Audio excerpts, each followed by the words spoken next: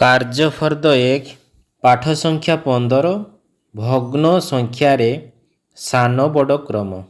1 number ଶୂନ୍ୟ ସ୍ଥାନ ପୂରଣ କର। କ ଦିଆଯାଇଥିବା ଚିତ୍ରକୁ ଦେଖି ଆମେ ଭଗ୍ନ ସଂଖ୍ୟାଟିକୁ ଲେଖିବା।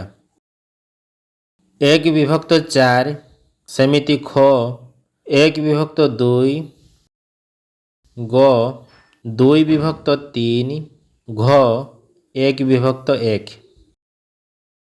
2 ନମ୍ବର ଦିଆଯାଇଥିବା ଭଗ୍ନ ସଂଖ୍ୟା ଅନୁଯାୟୀ ଚିତ୍ରରେ ରଙ୍ଗ ଦେଇ ଦର୍ଶାଅ।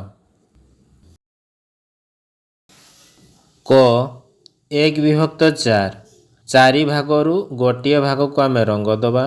ସେମିତି ଖ 1 ବିଭକ୍ତ 2 2 ଭାଗରୁ ଗୋଟିଏ ଭାଗକୁ ଆମେ ରଙ୍ଗ ଦେବା।